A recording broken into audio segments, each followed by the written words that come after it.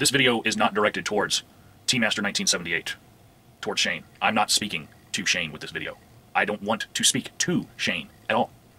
I have not spoken to him for a while. This video is to let everyone who's sent me PMs and caught me on Skype, I'm letting you know that there's reasons why I am not talking to Shane. And the reasons are persistent. Okay,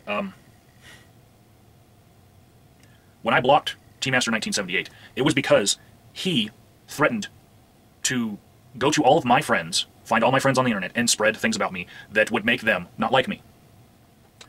He has said that I said something about homosexuals that would ruin me, and he threatened to tell Violently Graceful this in a comments thread. I'll post all the comments threads in the description box. And when he threatened to do this, I could see that he was making a really horrible bastardization of something that I'd already said in videos. So I said in the comments, I've already made videos about my views on behavior and orientation, and people can look at those, on their own, and I have no fear of that. And I imagine that's frustrating for Shane, because the whole point of him bringing up anything in that instance was just to get one of my friends to not like me. It was a very vindictive thought that he was having. So, after blocking him, he made 3 videos, 2 of which were blatantly about me, one of which was just about a cause that I have been championing here on the internet. One of which he paraded around his girlfriend to say that I must be just jealous and, I'm envious of Shane's relationship, and that's why I'm angry that he would say that Christians have access to a love that atheists don't. The fail in that argument to me was wow. We were arguing about his point that he brought up, and first he tried to deflect, and he said, "Well, that was just off the top of my head. I was trying to rhyme." That it does not make me feel any better when one of my friends has bigotry that is on the tip of his tongue, off the top of his head. That excuse was horrible. Then he continued to assert that his relationship with God gave him access to a love that non-Christians would not understand. And finally, in a video that I was pointed to about a week ago, finally he has, after I've been not talking to him for a while, he has finally said in a video that he now believes that atheists have the capacity to love. Probably still believes that his relationship with God makes his love more intense, which I still consider bigoted. When he threatened to go around and talk to friends of mine and spread things about me that would make them not like me, that's when I decided he was not interested in being a friend at all. He was holding friendship over my head in a way, If I was not going to let him be right for a while, he was going to just go behind my back and spread rumors about me.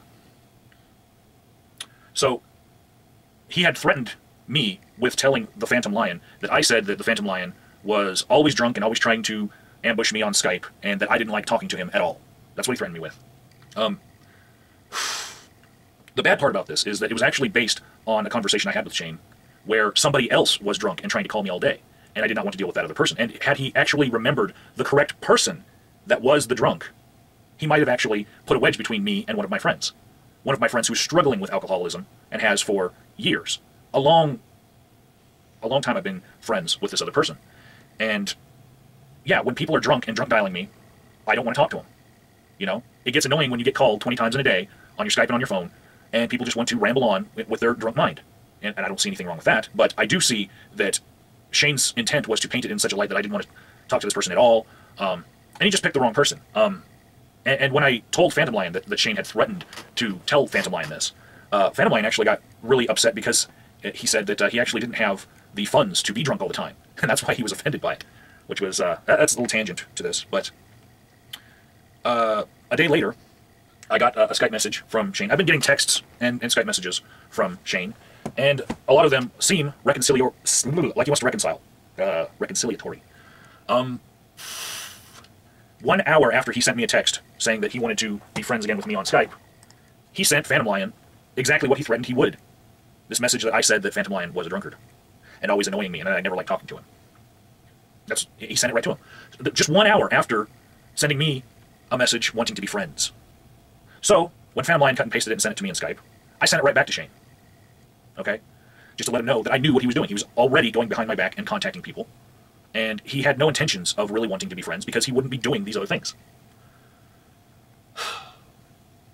When I got a reply from him, where all I did was send him his own message to Phantom Lion. I'll pull up probably screenshots of some of this for you all. Let's see. When I sent him the message that he sent to Phantom Lion, right back at him, just to show him that I knew what he was doing, his reply to me was, "And? You act as if this even touches what you've done to me, so maybe you should rethink this. I'm just saying." Is it not true what I just said? No. No, you actually have the person wrong. And a lot of facts slip Shane's head. I'm not holding that against him. But,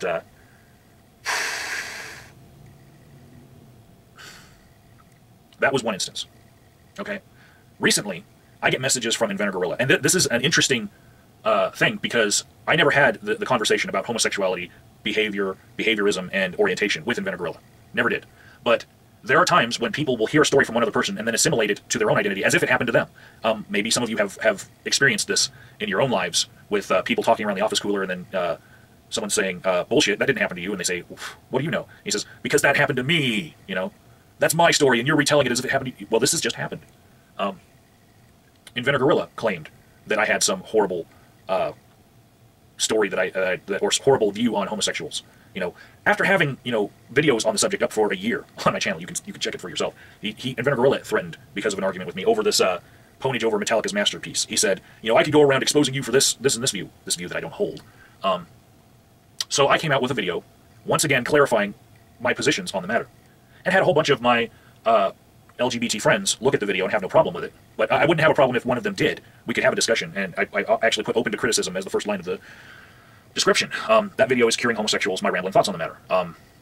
It's 23 minutes long, 24 minutes long, and you can see me saying twice I've had this happen to me, that someone has tried to blackmail me with this information. Well, after I posted that video, Inventor Gorilla sends me a PM saying, why did Shane just message me about this? Remember that scenario I just said with people sharing stories at the water cooler and one person calling someone out and saying, that's not your story, that actually happened to me, you stole my story, and you're... That's why Shane texted Inventor Gorilla and said, why is he posting that video? You know, because I basically diffused the ammunition that either of them thought they had about my views on homosexuality. Because someone is going behind the scenes and, you know, talking to the people that I'm talking to, trying to spread rumors about me. Viciously. This is... Okay. So, at the same time, 2 days ago, on my phone, I get a video sent to me. And I don't have any reservations about saying what it is now. Shane sent me a video of him playing with his testicles. Okay? And I get this video, like, what do you want me to do with this? You know? Would you like me to post it to my channel so you can flag it down? I have no idea what you want me to do with testicles on my phone. That's how I was thinking. And come to find out, he sent the same video to Prince Noob Sauce, which I don't get either. Yeah, it was pretty weird. I've been getting a lot of texts from Shane, and all of them say, basically, hey, you want to talk to me? The silence is killing me, I'm crying. You know what? Shane even made a video of himself crying. Okay? I'm going to call him out on this right now. If you're crying because someone's not being a friend to you, or not talking to you because you're doing these underhanded things, and you have the presence of mind to put the camera on yourself, to catch yourself crying, so you can put that message out there to get some sympathy, those are crocodile tears. You're a fucking faker. Alright? So... The last instance of this underhanded behind-the-scenes stuff that I've seen, the actual prompting of this video that you guys are all seeing, Brian, Christian, Zelda, James, everyone who wants me to be friends with him again, I want you to see this. And I'll put screenshots in the video. So on A.V. Owen's video, A.V. Owen's being a girl that I just started a conversation with, just started corresponding with on the internet, on her video, which was a response to me, Very a Blast made a comment, and my first reaction to that was, wow, I hope she doesn't check out his channel and see the word that he wants to mean human being, because I don't think that she wants to call herself that. Anyways, tangent. A.V. Owens replies to him. If he was genuinely interested in who I was, then he would have simply asked, da-da-da-da-da. Last sentence. This is all for fun, and I've had other theists/deists message me saying that this is what he does. He likes to bully people. Now, I wondered, you know, who would be looking at my videos and looking at the new people that I'm talking to that they've never talked to, and sending them PMs about me to try to sully my name, to try to get people to not like me. Who do you think that is? After I've been basically threatened with it. Well, let's see. If you go to TeaMaster's channel, you can see comments from A.V. Owens herself. The first one from 2 days ago, right now, says, thanks for the sub. Agent of Doubt? Question, question, question. Sub back, of course, peace. So I know from her comment that Shane was sending her PMs about me. Because he mentioned me and she was saying, why do you want to talk about him? The next comment that she leaves on his channel says, LOL, just read your message, thanks for the kind words. Yeah, I wasn't too worried that I was pounced upon. And you see, she puts pounced in a way that you can tell that those are Shane's words, not hers. Shane was talking to her behind my back to sully my name because he's still being vindictive. At the same time, he's sending me texts on my phone saying that he would like to be friends with me, but he is going behind my back to sully my name.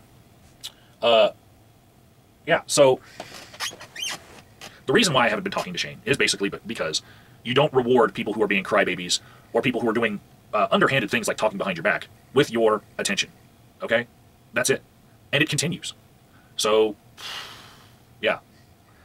I know what I'm doing with my relationship with Shane, and right now I'm fine with not talking to him. And now it's time for a drama addendum. I've been talking to Aldous Valor a lot lately because he's going through a lot. He just had a big fallout with the people that he was living with. So I told him about the video that I was making to clarify to people why I was not talking to Shane anymore, and he said, oh, I just got this text, I think that it'll interest you, and I'll forward it. It's from Shane to me. So I'm going to share with you all this text. And here we go. It says, Justin, seriously, you need some growing up to do, brother. You are going to end up like Agent if you don't change. Life is lonely when you get older, FYI. So there you have again, TeaMaster1978 threatening that if you don't come around to his point of view, you are going to be lonely. And, yeah, this is why I don't talk with Shane anymore.